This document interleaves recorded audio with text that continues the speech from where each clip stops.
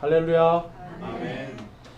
이제 오늘은 지난주에 이어서 우리가 교회가 지켜야 할 성경적인 질서들 두 번째로 주의 만찬의 질서에 대해서 좀 살펴보도록 하겠습니다. 지난주에는 어떤 질서였죠, 여러분? 지난주에는 갑자기 기억이 안 나시죠? 남자와 여자의 질서였습니다. 그래서 가정과 또한 교회에서 각각의 하나님이 맡겨주신 역할이 있다라는 거예요. 그 역할에 맞는 질서를 행할 때 여러분 그것이 하나님 앞에 순종하는 첫걸음입니다. 그러니까 이게 되지 않는데 다른 거를 하려고 자꾸 한다면 여러분 우리 안에 무엇이 자꾸 생길까요? 내가 하나님의 말씀에 작은 것에는 순종하지 못하고 어떻게 보면 작지 않을 수도 있어요. 그렇죠? 우리 자매님들이 남편에게 순종한다라는 거는 참 큰일이죠. 그렇죠? 어떻게 이런 인간을 내가 할 수도 있어요. 근데 여러분 이게 그렇지만 하나님은 우리에게 무엇을 사실 원하는 거냐면 사랑입니다. 사랑. 나를 구원해 주신 그 하나님의 사랑.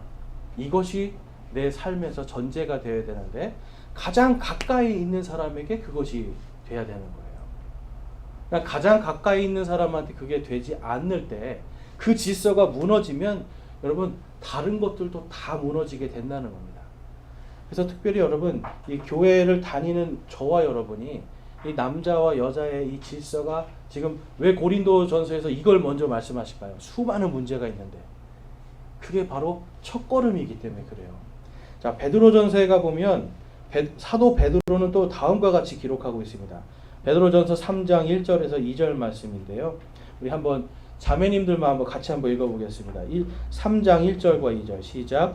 아내들아 이와 같이 너희도 너희 남편에게 복종하라. 이것은 누가 말씀에 순종하지 아니하여도 그들 또한 말없이 아내의 행실을 통해 얻고자 함이니 두려움이 동반된 너희의 정숙한 행실을 그들이 눈여겨 보느니라. 아멘. 여러분 왜 남편에게 복종하라고 지금 말씀하는 거예요? 여러분 하나님의 말씀에 순종하지 않는 자들이 그것을 보고 야 정말 하나님이 계시기 때문에 이 사람이 이렇게 할 수 있구나. 어떻게 저런 남편한테 순종하고 복종할 수 있지? 라고 물었을 때 그 아내의 대답은 하나님께서 그렇게 하셨기 때문에 하나님의 말씀에 나는 이 남편이 아니라 하나님의 말씀에 순종함으로 합니다 라고 할 때 하나님의 말씀에 순종하지 않던 자들이 그걸 보고 순종한다는 거예요. 그래서 잃었던 자들을 다시 얻을 수 있기 때문에 생명을 살릴 수 있는 것이기 때문에 하라 이 말씀을 하는 겁니다. 자 다음에 우리 7절과 8절 우리 형제님들만 한번 읽어보겠습니다. 시작. 남편들아 이와 같이 너희도 지식에 따라 아내와 동거하고 그녀를 더 약한 그릇이요 또 생명의 은혜를 함께 상속받을 자로 여기고 존중하라. 그리하여야 너희 기도가 방해를 받지 아니하리라. 끝으로 너희는 다 한마음이 되어 서로를 동정하며 형제로서 사랑하고 불쌍히 여기며 예의 바르게 행하라. 아멘. 형제들이 아내를 섬겨야 되는 존중해야 되는 이유에 대해서 말씀하고 있습니다. 여러분 그것은 여러분 아내가 우리보다 약한 형제들보다 약한 그릇이기 때문에 그럼 여러분 약한 그릇을 내 힘으로 확 우악스럽게 하면 어떻게 되는 거예요? 깨지죠. 여러분 많은 사람들이 아내가 살아있을 때 예전에 어떤 영화를 보니까 아내가 살아있을 때는 그렇게 구박하더니 아내가 이제 딱 돌아가시고 무덤에 들어가니까 막 그 안으로 뛰어들어가면서 나도 데려가라고 울더라고요. 네. 나도 데려가라고 그래요. 살아서 있을 때 잘하지. 그렇죠. 우리 형제님들 저도 그렇고요. 우리 있을 때 잘합시다. 네. 그러니까 있을 때 잘해야 되는데 연약한 그릇이다 생각하고 깨지지 않도록 잘 해줘야 된다는 거예요. 그러니까 말과 행동들을 부드럽게 순하게 온유하게 해줄 수 있어야 되는데 자 그것을 통해서 여러분 형제님들이 하나님과의 관계가 깨지지 않는 겁니다. 너희의 기도가 방해받지 아니하니라 말씀하죠. 여러분 막 자매님들하고 부부싸움 하고 나서 하나님께 기도가 돼요. 네. 하나님과의 관계가 틀어지게 된다는 거예요. 이 부부의 이 질서 남자 여자의 질서가 틀어지잖아요. 그러면 우리 형제들은 하나님과의 관계가 틀어지는 겁니다. 그러니까 그런 상태에서 뭔가 하나님 앞에 나와서 내가 성경을 읽거나 기도를 한다는 것들이 여러분 사실은 이게 위선이 되는 걸 수 있다는 거 기억하시고, 우리가 정말 이 남편과 아내, 남자와 여자의 이러한 하나님이 세워주신 질서를 서로 잘 지킬 때 생명이 살아나고 하나님과의 관계가 회복되는 그런 역사가 일어나는 줄로 믿습니다. 자, 그러면 이제 오늘 말씀은 다른 것이 아니라 이제 주의 만찬에 대해서 말씀해요. 주의 만찬. 여러분, 주의 만찬은 이제 예전에 여러분들이 다니시던 교회에서는 성만찬이라고 했습니다. 성만찬. 근데 이게 영어로 가면 Lord's Supper라고 해가지고 주님의 만찬이에요. 자, 교회에서 여러분 이 주님의 만찬을 하고 있는데 나는 한 번이라도 해봤다, 주의 만찬을 해봤다 하시는 분 계신가요? 네. 뭐 전에 다니던 교회도 네, 다 마찬가지입니다. 네. 해보신 분도 있고 안 해보신 분도 있어요. 근데 여러분 이 주의 만찬이라는 걸 그러면 예수님께서 왜 정하셨는가? 오늘 말씀해봤더니 예수님의 죽으심을 기억하라는 거예요. 여러분 예수님의 돌아가심을, 예수님의 찢긴 몸을 상징하는 그 빵과 누룩이 없는 죄를 제거한 그 누룩이 없는 빵과 또한 순수한 포도즙, 이것들을 먹고 마시면서 야, 주님께서 나 같은 죄인을 위하여 돌아가셨구나. 쉽게 말해서 하나님의 사랑을 깊이 깨달으라는 겁니다. 그러니까 여러분 이것이 지금 예수님께서도 이것을 교회에 명령을 하셨어요. 예수님이 다시 오시는 그날까지 이것을 기억하고 계속해서 행하라, 이 말씀을 하고 계시는 겁니다. 그렇다면 여러분 이것을 바르게 해야 될까요? 아니면 그냥 우리 마음대로 해도 될까요? 바르게 해야죠. 근데 여러분 오늘날 이 주의 만찬처럼 질서가 무너져도 이렇게 무너진 게 없습니다. 여러분 어떤 뭐 흰 장갑을 끼고 무슨 가운 입고 거룩하게 한다고 이게 질서가 있는 게 아니에요. 하나님의 말씀대로 해야 되는 거죠. 그래서 오늘은 바로 그 하나님의 말씀의 질서에 대해서 좀 살펴보도록 하겠습니다. 자, 먼저 주의 만찬에 대해서 우리가 좀 살펴보면 18절에서 20절 말씀에 보면 무엇보다 먼저 너희가 교회에 함께 모일 때 너희 가운데 분쟁이 있다는 것을 내가 듣고 어느 정도 그것을 믿노니 인정받는 자들이 너희 가운데서 밝히 드러나려면 너희 가운데 반드시 이단 파당도 있어야 하느니라. 그러므로 너희가 한 곳에 모일 때에 이것이 주의 만찬을 먹는 것이 아니니 라고 해요. 자, 지금 여러분 이게 지금 뭘 말씀하는 걸까요? 당시의 고린도 교회는요, 지금 주의 만찬을 하는데 우리 앞에서 우리 지금까지 쭉 본 거 보니까 자기들끼리 힘 자랑했어요. 나는 누구파다 하면서 자기들끼리 막 서로 싸우고 있었단 말이에요. 근데 여러분 주의 만찬을 해야 되는데 서로 여러분 미운 감정을 갖고 있는 거예요. 너는 이렇게 믿지, 나는 이렇게 믿는데 하면서 복음도 흐트러 버리고 그 안에 여러분 내가 왜 구원을 받았는지, 내가 어떻게 구원을 받았는지, 하나님이 나를 살리기 위하여서 예수님을 보내시고 십자가에 돌아가시게까지 했는지, 이걸 다 여러분 완전히 이것을 잊어버린 거예요. 그러니까 뭐만 남습니까 여러분? 뜻과 의미와 진정한 진리가 사라지니까 형식만 남는 거예요. 형식만. 그러니까 여러분 형식만 남았기 때문에 이것은 주의 만찬이 아니다라고 그래요. 그 다음에 거기서 보니까 19절에 보니까 이단 파당들도 있었어요. 이단 파당들. 그러니까 하나님을 믿지 않는 자들 그냥 이단인데도 그냥 다 받아들였어요. 당시에 여러분 가장 큰 이단은 뭐였냐면 예수님이 육신으로 부활하지 않았다라고 하는 이 이단들이었어요. 예수님이 태어나셨는데 이분은 그냥 사람으로 태어난 게 아니라 신으로 태어났다. 그러니까 인간처럼 보이는 거지 진짜 인간은 아니다 하는 이러한 이단들, 예수님이 부활했지만 예수님이 육신으로, 영광스러운 육신으로 부활한 것이 아니라 영으로 부활했다는 이러한 이단들이 있었어요. 그래서 요한일서 4장 3절에도 가보면 바로 예수님이 육신으로 오신 것을 시인하지 아니하는 영마다 적그리스도의 영이다라고 말씀하고 있어요. 오늘날도 여러분 모든 이단은 다 똑같습니다. 예수님은 육신으로 부활하지 않았다라고 믿어요. 다시 오실 예수님은 영이라고 믿는 거예요. 그러니까 그 영으로 오시는 예수님만을 믿고 있기 때문에 지금 오늘날 여러분 이러한 문제가 생기는데, 이러한 것들이 여러분 결국은 예수님이 찢기신 그 몸, 여러분 주의 만찬할 때 이 예수님의 이 딱딱한 예수님의 몸을 상징하는 이 딱딱한 빵을 부시잖아요. 그러면서 아, 주님이 진짜 나 때문에 돌아가셨구나 기억하는 거예요. 포도즙을 마시면서 아, 주님이 진짜 나 때문에 피를 흘려 돌아가셨구나. 여러분 영으로 태어났는데 피가 납니까? 여러분 육신이 없는데 십자가에 못 박혀서 거기 괴로워할 수 있겠어요? 아니죠. 당시에 근데 이단들은 그런 거를 했는데, 그런 주장을 했는데, 그런 자들도 다 받아들여서 물어보는 거예요. 당신 침례 받았습니까? 예. 그럼 그냥 받으세요. 그럼 당신 뭐 어디서 오셨습니까? 저기서 그냥 어느 교회에서 침례 받고 왔습니다. 그럼 같이 하세요. 그러니까 지금 여기서 지금 사도 바울이 그 얘기하는 거예요. 그런 것들은 주의 만찬이 아니니라. 여러분 질서가 깨지면 안 되는 겁니다. 그래서 22절에 보니까 도대체 무슨 말이냐? 너희에게 먹고 마실 집이 없느냐? 너희가 하나님의 교회를 업신여기고 없는 자들을 부끄럽게 하느냐? 내가 너희에게 무슨 말을 하랴? 내가 이 일로 너희를 칭찬하랴? 너희를 칭찬하지 아니하노라. 하나님께서 칭찬하지 않는데요, 여러분. 주의 만찬의 질서가 깨지면 하나님께서 칭찬하지 않는 교회가 되는 겁니다. 21절에 봤더니 어떤 사람들은 내가 힘이 많은 거예요. 그래서 먼저 와가지고 먼저 다 먹어버렸어요. 어떤 사람들은 힘이 없어요.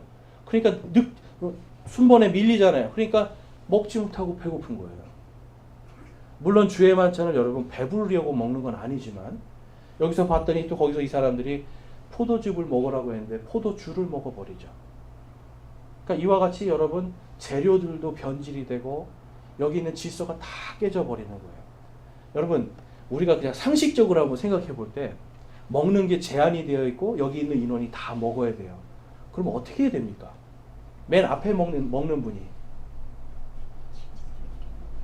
사실 여러분 맨 앞에 먹는 분이 제일 조금만 드셔야 돼요. 그렇죠? 뒷사람이 먹게 하려면 맨 앞에 있는 분이 조금 먹어야 돼요. 이게 우리가 사는데 당연한 거죠. 이게 그냥 정상적인 생각이에요. 그런데 당시에는 어떤 거예요? 뒤에 누가 있거나 말거나 나는 내가 먹고 싶은 대로 먹을 거야. 그래서 마음껏 먹은 거죠. 여러분 상식이 없는 사람들인 거예요. 여러분 우리 그리스도인들이 품위와 질서를 지켜야 되는 원인 중에 결정적인 게 뭐냐면, 여러분 나를 위한 게 아니라, 지난주에 말씀도 나를 위해 사는 게 아니라 여러분 다른 사람들을 위해서, 이게 늘 여러분 우리 안에 전제가 돼야 됩니다. 그러니까 내가 복받기 위한 게 아니라 다른 사람들이 좀 더 잘 살게 하기 위해서 내 자신이 조금 희생해 주는 것, 여러분 이러한 것들이 기본적인 자세인데 지금 고린도 교회는 모든 질서가 무너지고 그러다 보니까 이러한 것들마저 사라지는 거예요. 이기적인 게 되는 거죠. 그래서 여러분 그들이 모이는 그 장소가 아무리 주의 만찬을 한다 해도 그것은 주의 만찬이 아니다라고 말씀하고 있습니다. 출애굽기 우리 12장 15절과 또 레위기 10장 8절과 9절 말씀에 보면 이 주의 만찬을 할 때의 재료에 대해서 분명하게 말씀을 해요. 제가 여기서 한 가지 말씀드릴 것은 주의 만찬이라고 하는 여기에 있는 재료, 그 다음에 여기에서 하는 이 모든 그 주의 만찬에 하는 행위들, 이 모든 것들이 구약의 6월절 만찬을 기본으로 하고 있습니다. 자, 6월절이 무슨 날이에요, 여러분? 6월절. 6월절이 무슨 날입니까?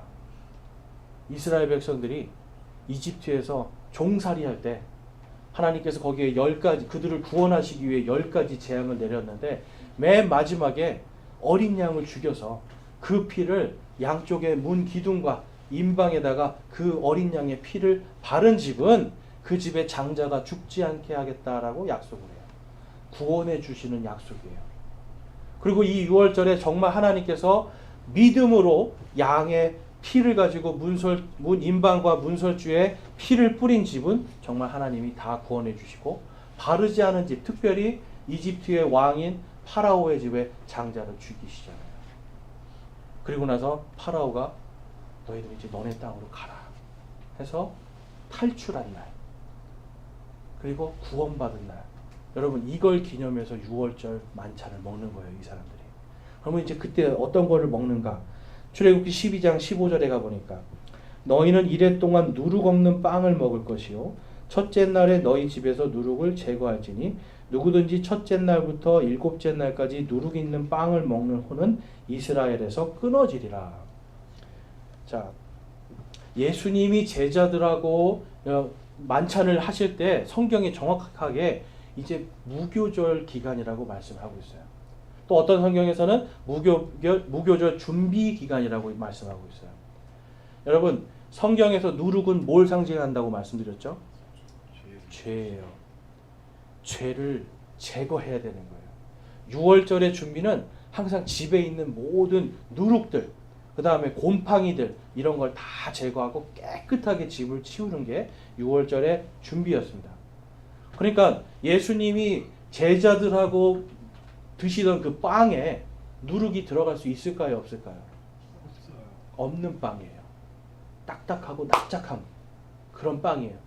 성경에 보면 브레이크에서 부신다고 되어 있어요. 그러니까 이거를 뭐 이렇게 찢는 것도 아니고 아주 부셔야 될 정도로 딱딱한 빵이었다라는 걸 알 수 있고, 이것을 만약에 누룩이 들어간 빵을 먹으면 어떻게 된다고 기록하고 있어요? 너희가 끊어지리라, 죽으리라, 이 말씀하는 거예요.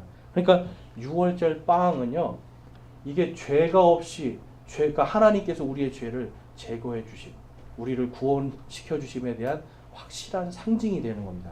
자, 레위기 10장 8절에서 9절에 가보면 주께서 아론에게 말씀하여 이르시되 너나 혹은 너와 함께한 내 아들들이 회중의 성막에 들어갈 때에는 포도주나 독주를 마시지 말라.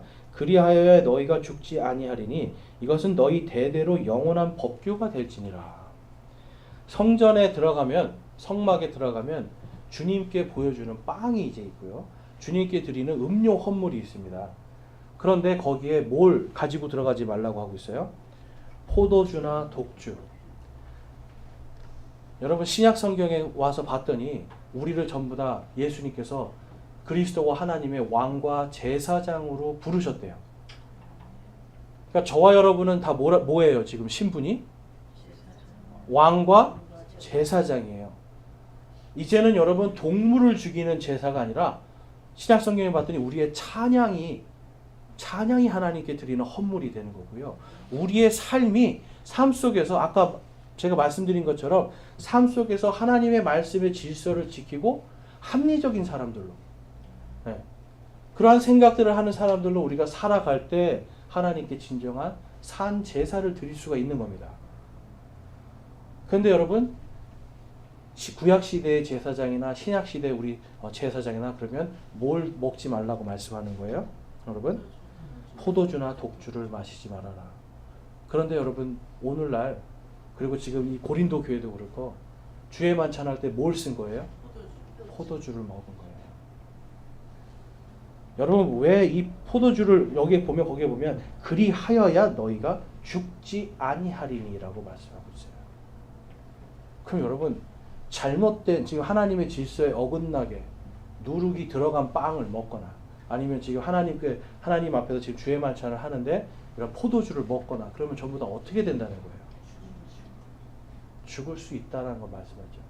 그래서 지금 고린도전서 11장에서도 그 말씀하잖아요. 너희가 이것을 지키지 않았기 때문에 너희 가운데 약한 자도 있고 병든 자도 있고 잠든 자도 있느니라. 잠든 자는 누구예요? 죽는다는 거예요. 여러분 주의 만찬의 이 질서가 얼마나 중요한지 아시겠죠? 복음을 완전히 변질시킬 수가 있어요. 이 재료를. 누룩이 들어간 카스테라를 먹는다 생각해 보세요. 맛있죠? 생각은 해요. 이게 예수님의 몸입니다. 나를 위해 찢기신 예수님의 몸입니다. 그렇지만 이것이 여러분 믿음이 좋은 사람에겐 그게 진짜 예수님의 몸처럼 예수님이 찢겨진 몸을 생각하게 하지만 그렇지 않은 사람들에게는 달콤한 그냥 빵일 뿐이에요. 그런데 만약에 여러분 오늘 예수님을 믿고 성경에 잘 몰라도 지금 막 부서뜨려 가지고 이것을 주면서 이게 당신과 나를 위해서 부서지신 예수님의 몸입니다 라고 한다면 이게 확실한 시청각 교육이 되는 거죠. 이것을 기억하라는 거예요. 나 때문에 예수님이 이렇게 부서지셨다. 포도즙을 먹으면서 나 때문에 죄 없으신 예수님의 피를 내가 지금 보고 있으면서 그거를 기억하게 되는 거예요. 그러니까 여러분, 이게 여러분 죽느냐 사느냐의 문제로 돼 있는데, 오늘날 여러분 이 재료가 완전히 다 변질이 돼버리죠. 그러니까 여러분, 우리가 아셔야 되는 게 이 재료도 여러분 중요한 겁니다. 그렇다고 이게 꼭 이스라엘 방식으로 무조건 이렇게 만들려는 게 아니죠. 최대한 우리가 할 수 있는 대로 성경 말씀대로 누룩밖에 안 들어간 빵을 먹고, 성경에 봤더니 이게 또 빵이라는 표현도 있고 과자라는 표현도 있어요. 과자처럼 납작하고 딱딱하다는 뜻이죠. 이러한 것들을 우리가 지키면서 정말 복음이 변질되지 않게 하는 게 바로 이 주의 만찬의 여러분 기본 정신입니다. 그 다음에 여러분 이제 대상이, 여기서 보니까 대상이 변질이 돼요. 대상이. 자, 우리가 이제 아셔야 되는 게, 그 한국에 왔더니 목사님들도 이거를 잘 모르시는 분들이 많았어요. 주의 만찬은 여러분 3가지의 주의 만찬이 있습니다. 그럼 여러분 예수님이 제정하신 주의 만찬은 3가지일까요? 아니면 1가지일까요? 침례도 1가지죠. 여러분 세례나 이런 게 아니라 침례도 1가지예요. 주의 만찬도 1가지예요. 그럼 여러분 과연 지금 보면 오늘날 오픈 커뮤니언이라고 해서 열린 만찬이라는 게 있고, 그 다음에 클로스 커뮤니언이라고 해서 친교권 있는 만찬. 그러니까 쉽게 말해서 열린 만찬은 아무나 다 들어와서 받으시고, 친교권은 장로교 우리 파에 있는 사람은 오시오예요. 그래서 이제 예전에는 그렇게 했다고 그래요. 장로교 교회 가서 이제 주의 만찬을 하잖아요. 그러면 어디서 오셨습니까? 물어봐서 저는 어디 장로교회 다닙니다 라고 해요. 그게 무슨 파입니까? 물어봐요. 네, 무슨 파입니다. 그러면 그러면 우리랑 파가 다르니까 한쪽에서 구경만 하십시오. 이런 거예요. 또 침례교회도 어떤 교회 가보면 침례교회 어떤 침례교회에서 받았습니다. 그럼 어디에 소속된 겁니까?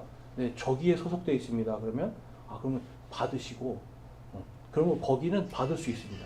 이렇게 하는 거예요. 그러니까 자기들하고 친한 어떤 교단이나 친교회 사람들만 할 수 있는 주의 만찬. 자, 계속 한번 생각해 보세요. 그 다음에 마지막에는 클로스드 커뮤니언, 그래서 제한 만찬. 하나님께서 이 교회를 통해서, 이 지역 교회에서 여러분들이 제 믿음 아시죠? 여러분들이 또한 여러분들 각자의 믿음 아시죠? 여러분이 볼 때 제가 이단입니까? 네. 그리고 여러분들 가운데 지금 이단이 있습니까? 없죠? 지체로 받아들여져서 믿음이 검증된 사람들, 이 사람들만이 받을 수 있는 게 제한 만찬이라는 거예요. 자, 그래서 여러분 오늘날 가장 많이 하는 게 뭐냐면 오픈 만찬, 그래서 열린 만찬입니다. 그냥 어느 교회가, 저도 예전에 전도사 때 어느 교회를 갔더니 갑자기 세례 받으신 분들 다 일어나세요. 그래서 그때는 이제 침례교 전도사가 아니었으니까 일어났더니 그냥 다 주더라고요. 어디서 왔는지 물어보지도 않아요. 근데 제가 보니까 그 안에 분명히 이상하게 믿는 사람도 있었거든요. 그러니까 아까 우리 오늘 본문 말씀처럼 이단 파당이든 뭐 어디서 왔든 뭐 이 사람이 정말 뭘 믿고 있는지 알지도 못하면서 다 받아들여서 그냥 세례 받았으면 일어나세요 하고 주는 것, 침례 받았으면 일어나세요 하고 주는 것, 이게 바로 오픈 커뮤니언, 열린 만찬이에요. 자, 여러분들이 볼 때 이게 질서가 있습니까? 없습니까? 질서가 전혀 없죠. 그들 안에 이단 파당이 들어가 있으면 신천지가 몰래 가서 숨어서 들어가 있고 한다면 여러분, 그게 주의 만찬입니까? 오늘 성경에서는 그게 주의 만찬이 아니라라고 말씀을 해요. 그 다음에 클로스, 그러니까 친교권 만찬을 보면 여러분 이게 이제 문제가 되는 게 뭐냐면, 여러분 이 친교권 만찬의 시초가 어디냐면 바로 로마 카톨릭이에요. 그러니까 이 사람들은 당신 세례 받았습니까? 어디서 받았습니까? 저는 어느 교구에 있는 어느 성당의 어떤 신부님에게 받았습니다. 그러면 이제 그게 확인이 되잖아요. 그러면 이제 받아요. 근데 제가 아는 목사님이 그 몰래 이제 성당에 가가지고 그 미사 때 주는 그 있잖아요. 그 뭐죠? 미사 빵. 근데 이제 오늘 말씀해 보니까 그 먼저 와서 많이 그러니까 뭔가 취미 있는 사람들이 많이 먼저 취한다 그러죠. 제가 미사를 가봤는데 딱 먼저 그 포도주를 신부님이 먼저 한 컵 가득 쫙 마시더라고요. 그 다음에 또 따라서 이 빵에다가 조금씩 적셔가지고 이렇게 주면 어떤 데는 이제 요렇게 해가지고 손으로 받아 먹고 어떤 데는 이렇게 해가지고 혀를 쭉 내밀어요. 그럼 혀에다가 하나씩 똑똑 넣어줘요. 이렇게. 네. 방법이 좀 다 다르긴 한데 근데 어쨌든 여러분 성경하고 지금 맞지 않는 부분들인데 이 친교권은 뭐냐면 이 카톨릭 교회는 우리 카톨릭 교회에서 세례 받은 사람만. 그래서 어떤 목사님이 몰래 숨어서 들어갔는데 딱 받아 먹으려고 하는데 바로 카톨릭 교인 아니시죠? 딱 그러더래요. 전부 다 똑같이 그냥 양복 입고 하는데 카톨릭 교인 아니시죠? 목사님 깜짝 놀라서 네. 손 모양이 다릅니다. 딱 그러더래요. 그러니까 자기들만의 사인이 있는 거예요. 그걸 배우는 거예요. 그러니까 그 사인을 해야만 이 사람 카톨릭 교인이구나 주는 거예요. 그래서 이제 이분이 거기서 이제 그래도 한 번만 좀 받아보면 안 되겠습니까? 그랬더니 주의 만찬을 더럽히지 마십시오. 가라는 거예요.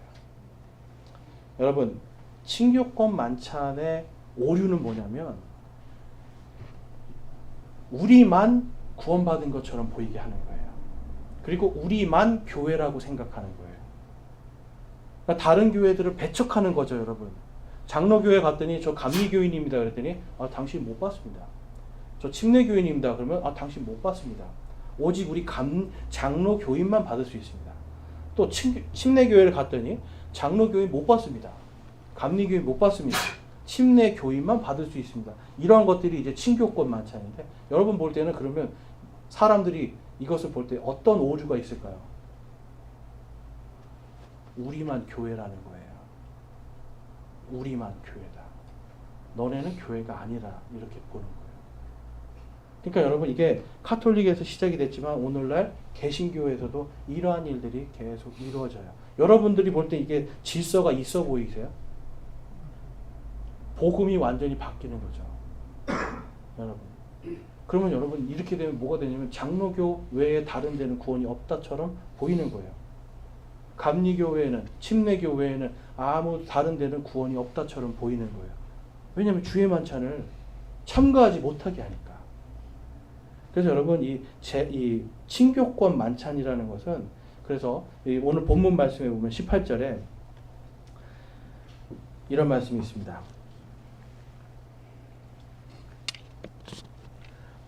우리 한번 같이 읽어볼까요? 18절 말씀 시작. 무엇보다 먼저 너희가 교회에 함께 모일 때에 너희 가운데 분쟁이 있다는 것을 내가 듣고 어느 정도 그것을 믿노니. 고린도 교회가 그거 한 거예요, 여러분. 나는 무슨 파다 나는 무슨 파다 하면서 서로 다툼이 일어나요. 여러분 친교권 만찬을 하게 되면 이런 다툼이 그 안에 생길 수밖에 없습니다. 너만 교회냐 하는 거죠. 우리만 교회다라고 하는 거고. 그렇죠? 그러니까 이러한 다툼이 있는 것은 성경적으로 봤을 때 주의 만찬이 아니다라고 성경이 기록하고 있어요. 자, 그럼 이제 마지막 한 개 남은 게 이제 제한 만찬인데요. 제한 만찬은 쉽게 말해서 이 지역 교회 안에 지체들만 함께 하는 겁니다. 이제 지체가 아닌 분들한테 제가 미리 말씀을 드리는 건 이거는 뭐 선을 긋는 게 아니라 지체들만을 통해서 이 교회가 앞으로 영원토록 주님의 순수한 몸을 지켜나가기 위한 것이기 때문에 여러분들이 속해 있는 다른 교회에서 지체로서 얼마든지 거기서 드리시면 되는 거고 또 우리도 마찬가지죠. 우리가 주님의 몸된 이 지역교회 연서 제일침례교회의 지체면 저희는 다른 데 가서 저희도 질서상 드리지 않는 겁니다. 네, 이러한 것들 질서가 있기 때문에 이제 우리가 한번 제한 만찬에 대해서 좀 살펴보겠는데 본문 말씀에 보면 26절 27절 말씀 이는 너희가 이 빵을 먹고 이 잔을 마실 때마다 주의 죽으심을 그분께서 오실 때에 보이기 때문이라. 그러므로 누구든지 주의 빵과 이 잔을 합당하지 않게 먹고 마시는 자는 주의 몸과 피에 대하여 죄가 있으리로다. 합당하지 않게 먹고 마시면 주님의 몸과 피에 대하여 죄가 있대요. 여러분 주님의 몸과 피에 죄가 있다는 건 순수함을 잃어버렸다는 거죠. 오염됐다는 거예요. 자, 그럼 여기서 보면 합당하지 않게라는 단어가 있습니다. 합당하지 않게. 영어로 가보면 worthly라는 unworthly라는 단어를 써요. 이게 뭐냐면 자격에 대한 부분입니다. 자격에 대한 부분이 있어요. 이제 이게 무엇이냐면 여러분 이제 헬라어에도 가보고 제가 좀 다 봤는데 결국은 여러분 재료도 수많은 재료가 있는데 그 중에 주의 만찬으로 받아들이는 자격이 있는 빵, 자격이 있는 포도즙이 있는 거예요. 그러니까 누룩이 안 들어간 빵이 자격이 있는 것이고 발효시키지 않는 포도즙이 자격이 있는 거예요. 주님의 만찬에 상에 올라오려면. 자, 그 다음에 그 상에 앉아서 같이 먹는 사람들의 자격이 필요하겠죠. 어떤 사람들의 자격이 필요할까요, 여러분? 어떤 자격이 필요할까요? 그 자격에 대해서 좀 살펴보면요. 고린도전서 10장 말씀에 가보면 10장 20절에서 18절 그리고 20절 21절에 가보면 육체를 따라 난 이스라엘을 보라 희생물을 먹는 자들이 제단에 참여하는 자가 아니냐라고 말씀을 해요.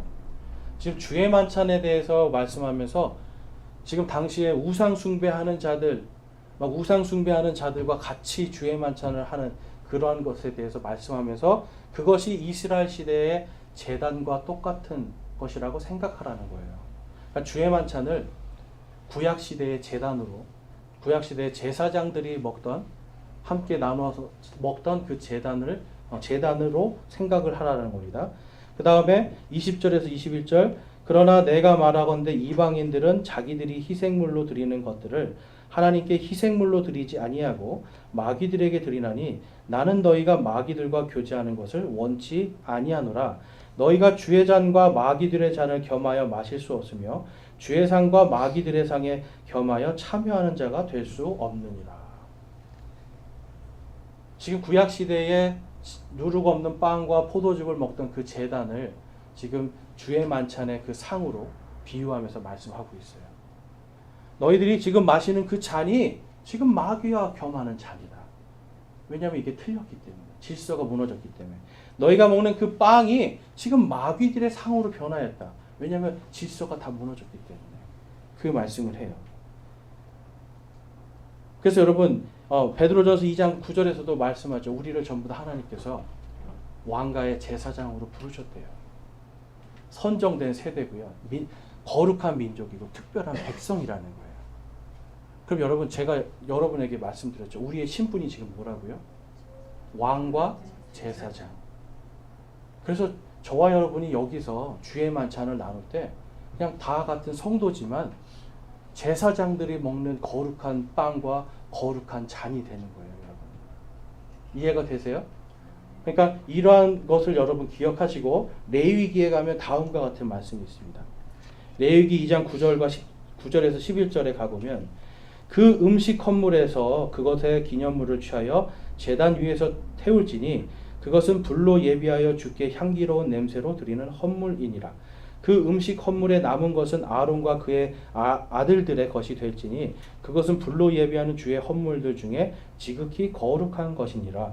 너희가 주께 가져오는 모든 음식 헌물은 누룩을 넣어 만들지 말지니 불로 예비하는 주의 헌물에서 너희가 누룩이나 꿀은 태우지 못할지니라. 아멘. 제사장들이 하나님께 음식 헌물을 드립니다. 이 빵과 포도주를 하나님께 태워서 올려드려요. 그리고 남은 것은 누구 거라는 거예요? 제사장들 거예요.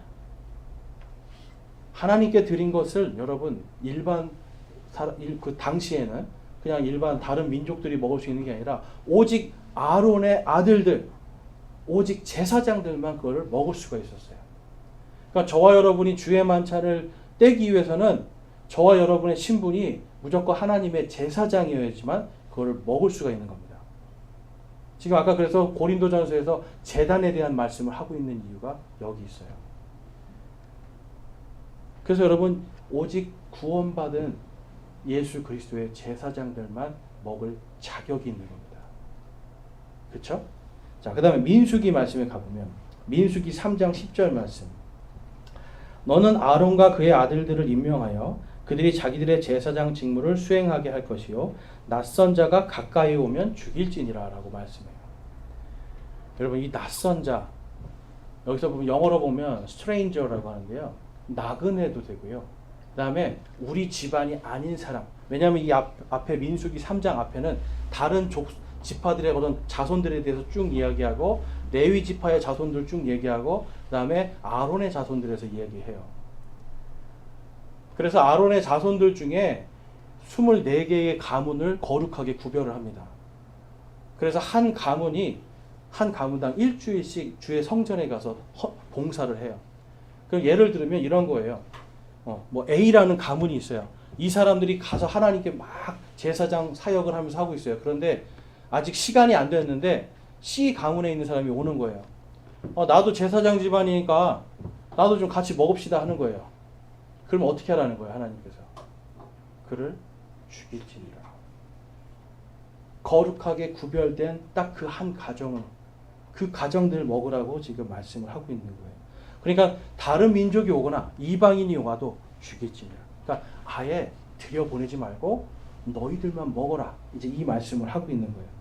자, 고린도전서 12장 13절 27절에 가보면 이거 저희가 갖고 있는 흠정역이 아니라 근본역이라고 이제 새로 나온 번역이 있는데요. 거기에는 이렇게 기록이 되어 있습니다. 이는 우리가 유대인이나 이방이나 매인자나 자유로운 자나 모두 한 성령에 의해 한 몸 안으로 침례를 받았으며 모두 한 성령 안으로 마시게 되었기 때문이라. 이제 너희는 그리스도의 몸이요 개별적으로 지체들이니라. 고린도 교회에게 말씀하시는 거예요. 너희는 그리스도의 몸이니라. 한 몸이지만 각각 가지고 있는 각자의 은사들이 다르고 역할이 달라서 다르기 때문에 또한 여러 지체들이라고 말씀을 해요. 근데 거기에 보면 우리가 어떤 사람이든지 어떤 민족이든지 또한 우리가 종이든지 주인이든지 여기서 그 말씀하는 거예요. 모두 한 성령에 의해 한 몸 안으로 침례를 받았으며, 침례를 통해서 여러분 예수 그리스도의 몸된 교회에 한 몸으로 더해지는 겁니다. 사도행전에도 가면 이 말씀이 있잖아요. 3,000명의 사람들이 설교를 듣고 그날 예수님을 받아들이고 침례를 받고 보면 교회에 더해졌더라. 그래서 여러분 침례라는 건 뭐냐면 내가 예수 그리스도를 통해서 구원받았습니다라는 것을 증거하는 거예요. 그리고 사람들이 그거에 대한 확실하게 그 증거를 통해서 받아들여주고 우리는 이제 이 사람이 예수 그리스도를 믿는 사람이요 우리의 형제요 자매라는 것을 받아들이는 거죠. 그래서 침례를 통해서 한 몸으로 더해지는 겁니다. 그러니까 침례를 통해서 교회의 공동체의 지체가 되는 거죠. 그 다음에 거기에 보니까 모두 한 성령 안으로 마시게 되었기 때문이니라 그래요. 뭘 마시는 거예요, 여러분? 뭐 우유나 물 마시는 겁니까? 지금 문맥상으로 여기 지금 여러분 주님의 잔을 같이 마시는 걸 이야기하는 거예요. 한 성령 안에서 한 침례를 통해서 한 몸이 됐잖아요. 지역 교회에. 그래서 지역 교회 회원들만이 바로 함께 잔을 마실 수 있다라는 것을 말씀하고 있어요. 그러니까 제가 아까 말씀드린 것처럼 여러분 제가 다른 교회 가잖아요. 그러니까 저희하고 똑같은 다른 저희 속해 있는 ABA 교회가 있어요. 거기에 가도 저는 할 수가 없는 거예요. 왜냐하면 저는 그 교회의 지체가 아니기 때문에. 그러니까 제가 다른 데 어디 가서도 만약에 뭐 목사님들이 모이는 장소에서 우리 주의 만찬 합시다 해도 할 수가 없는 거예요. 왜냐하면 나는 그 교회의 지체가 아니기 때문에. 여러분 이 질서를 좀 아시겠어요?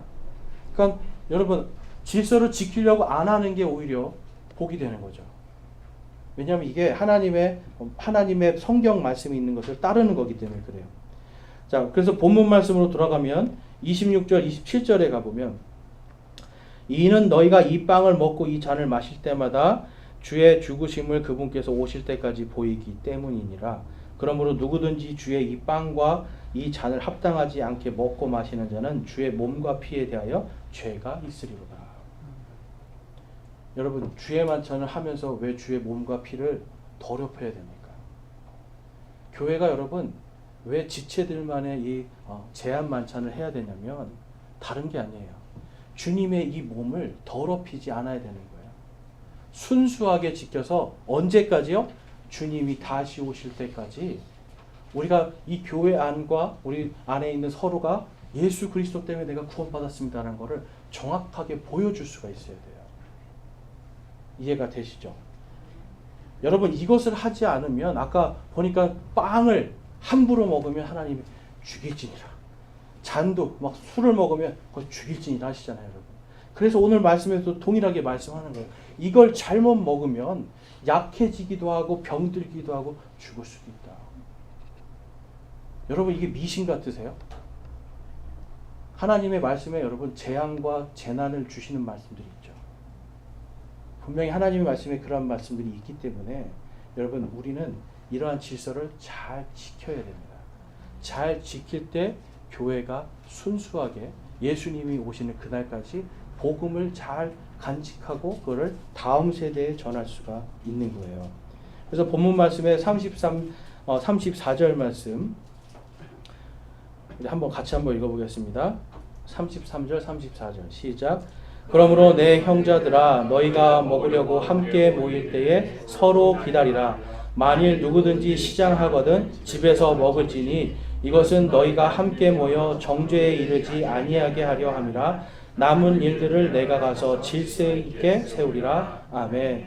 33절 말씀은 만약에 너희들 안에 계속해서 이당 파당들이 있고 분쟁이 있고 지금 재료가 다 변질되어 있고 만약에 이 자격들도 중구난방으로 질서가 무너졌다라면 차라리 여러분 안 하는 게 낫다 이 말씀하는 거예요. 기다리라는 거예요.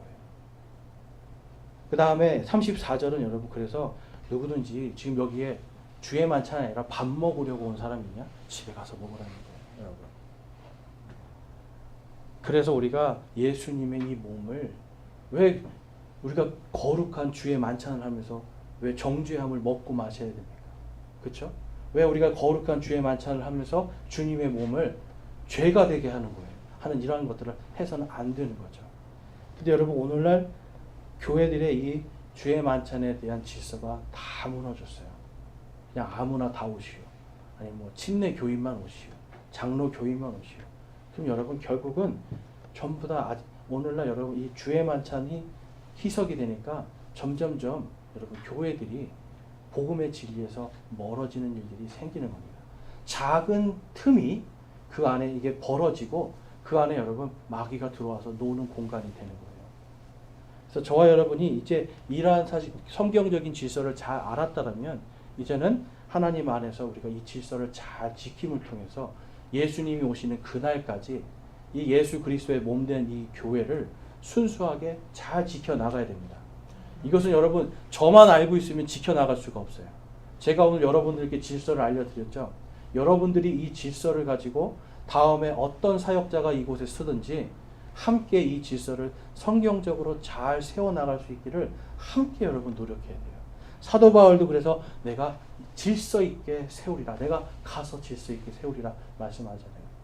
그래서 저와 여러분이 정말 이 예수 그리스도께서 명령하신 이 주의 만찬을 질서 있게 잘 행하고 복음에서 떠나가지 않고 순수한 이 지역교회 예수님의 몸을 다음 세대에게도 넘겨줄 수 있는 그러한 저와 여러분의 믿음이 되기를 주님의 이름으로 축원합니다. 오늘 이 시간 함께 기도하실 때 결단의 기도하겠는데요. 여러분 이것은 단순히 그냥 주의 만찬의 질서에 대한 것뿐만 아니라 우리가 하나님의 말씀에 대한 온전한 순종까지도 이어집니다. 그래서 오늘 저희들이 하나님 말씀에 저희들이 순종하고 주님의 말씀에 있는 그 질서들을 잘 지킴을 통하여 주님의 몸된 교회를 다음 세대에게도 순수하게 죄로 더럽히지 않고 순수한 교회로 하나님 다음 세대에게도 전할 수 있는 그런 믿음을 허락하여 주십시오라고 기도하시고 또한 그것을 위해서 내가 더욱더 하나님의 말씀을 전심으로 내가 묵상하고 배우기를 소망하고 결단합니다라고 결단하시기 원합니다. 함께 기도하겠습니다.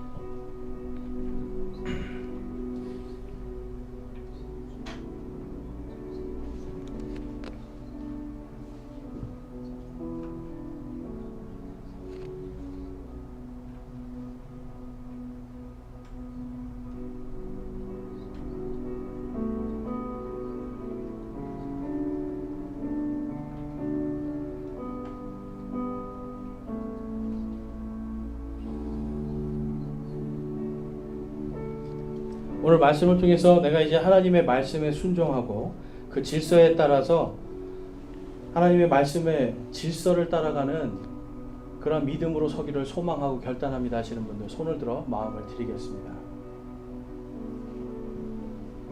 감사합니다. 손 내려주시고요.